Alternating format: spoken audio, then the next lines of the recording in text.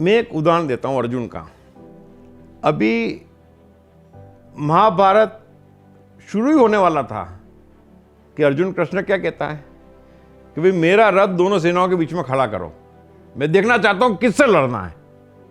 एक मिनट बाद कहता है मैं तो लड़ूंगा ही नहीं।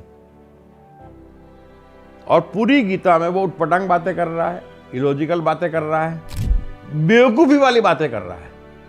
क्यों? क्योंकि वो अपनी स्थिति से गिर गया। कृष्ण स्पष्ट कहते हैं कि कामना से भय और लोभ उत्पन्न होता है। अर्जुन राज्य पाने के लोभ में युद्ध में गया और कौरवों की सेना कर्ण, द्रोण, भीष्म को देख के डर गया कि कहीं ऐसा तो नहीं मैं लपेटे में आ जाऊंगा, मर जाऊंगा। बस बात समाप्त। सो भय और लोभ जिसको पकड़ता है वो बुद्धिमान नहीं है, वो समझदार नहीं है।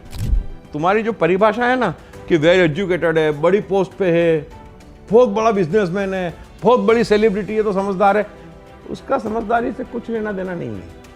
All this has nothing to do with wisdom. जिसको भय और लोभ पकड़ता है वो मूर्ख है, और वो मूर्ख कुछ भी कर सकता है, वो पाताल तक गिर सकता है और अव्वल दर्जे की मूर्खता कर सकता है, क्योंकि वो अपनी स्थिति से गिर जाता है उस समय जब उसे भय और लोभ पकड़ता है।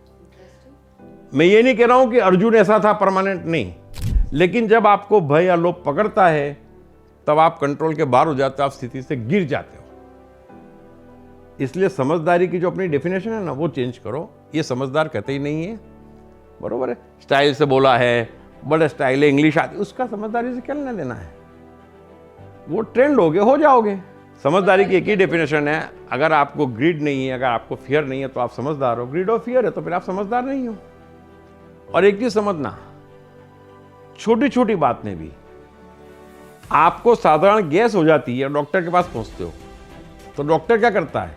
सिर्फ आपकी आंखों में झांकता डराता है, और जो डर जाता है उसका ऑपरेशन हो जाता है, हार्ट सर्जरी हो जाती है उसकी। तो डर का मतलब ही ये है, ये भी हो रहा है। आप हर जगह खत्म हो अगर आप डरे हो, लोभी हो, आप समझदार नहीं हो।